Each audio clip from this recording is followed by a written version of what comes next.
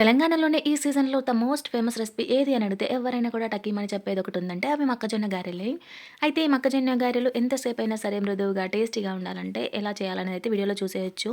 అందుకని చెప్పేసి ఎక్కడ కూడా వీడియోని స్కిప్ చేయకుండా చూసేయండి. నేను చెప్పే టిప్స్ మిస్ అవ్వకుండా అయితే ఉంటారు.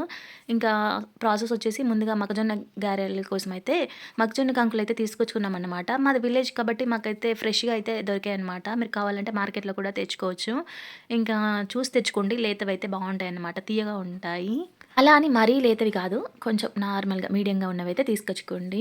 ఇలా అన్నిటిని కూడా చక్కగా ఒలుచుకోవాలి. మనకి ఒలిచినవి కూడా దొరుకుతాయి. కానీ అంత టేస్టీగా అయితే ఉండవు. వీలైనంత వరకు ఇలా ఫ్రెష్‌గా ఉన్న కంకులు ఉంటాయి కదా! వాటితోనే చేసుకోండి బావుంటాయి. ఇలా అన్నీ ఒలుచుకున్నాక ఒక గుప్పెడు జీలకర్ర, 2 ఎల్లిపాయల పొట్టు తీసుకున్నవైతే వేసుకోవాలి. ఇక్కడ కంకులైతే 20, 25 వరకైతే తీసుకున్నాము. ఇంకా పచ్చిమిరపకాయలు వచ్చేసి కూడా ఒక 20 పచ్చిమిరపకాయలు తీసుకున్నాము.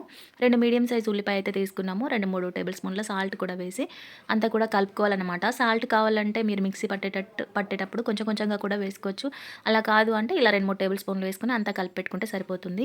ఇప్పుడు మిక్సీ జార్ తీసుకొని అందులోకి ఈ మిశ్రమాన్ని అంటే ఈ మొక్కజొన్నలను అయితే వేసుకొని ఇలా బరకగా అయితే గ్రైండ్ చేసుకోవాలనమాట ఇక్కడ చూపిస్తున్నట్టుగా.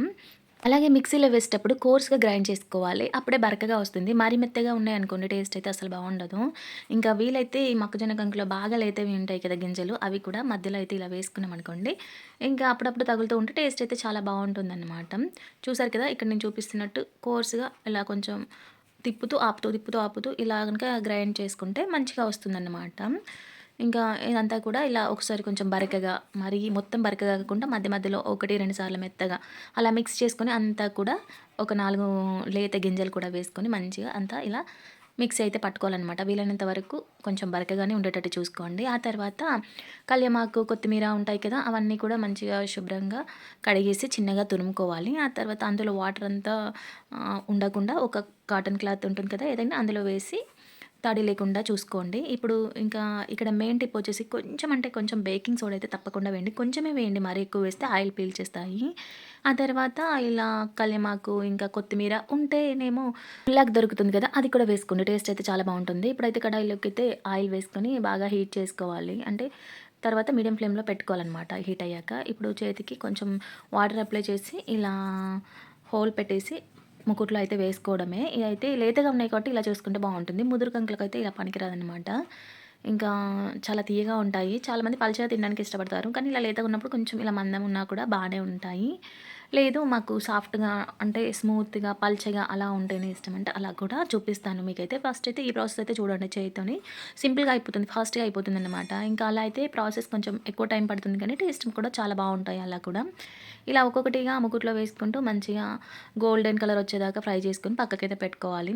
చూసారు కదా! ఎంత సాఫ్ట్‌గా, టేస్టీగా అయితే ఉన్నాయన్నమాట. నాకైతే చాలా బాగా వచ్చాయి. మీరు కూడా చేత్తోని ట్రై చేసి చూడండి బానే ఉంటాయి. కొంచెం పల్చగా వేసుకోండి చేత్తోని వేసుకున్నప్పుడు.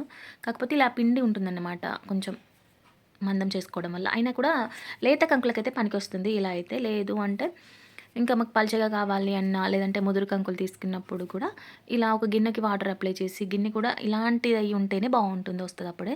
అందులో ఇలా చిన్న ముద్ద తీసుకొని వెడల్పుగా అనుకొని మధ్యలో హోల్ చేసుకొని ఇందులో మూకుట్లో వేసుకున్నామనుకోండి, మీడియం ఫ్లేమ్‌లో పెట్టుకొని ఈ గారెలను మీడియం టు హై ఫ్లేమ్‌లోనే కాల్చుకోవాలి. అప్పుడే బావుంటాయి. లో ఫ్లేమ్ అయితే ఆయిల్ అబ్జర్వ్ చేస్తాయి. గోల్డెన్ కలర్ వచ్చేదాకా ఫ్రై చేసుకున్నామనుకోండి, మనం తెల్లారి తిన్నా కూడా అవి అంతే సాఫ్ట్‌గా ఉంటాయి. అంతే టేస్టీగా కూడా ఉంటాయి. కాబట్టి అందరూ కూడా ఈ ప్రాసెస్‌లో ఈ మొక్కజొన్న గారెలు చేసుకొని మీకెలా వచ్చిందనేది అయితే కామెంట్ చేయడం మాత్రం అస్సలు మర్చిపోకండి. ఇంకా ఎవరైనా మన ఛానల్‌ని సబ్స్క్రైబ్ చేయకపోతే ఇప్పుడే సబ్స్క్రైబ్ చేసుకోండబ్బా! ఇది అన్నమాట ఈరోజు వీడియో. నచ్చితే లైక్ చేసి మీ ఫ్రెండ్స్, ఫ్యామిలీ మెంబర్స్ అందరికీ కూడా షేర్ చేయండి. Thanks for watching. Bye bye.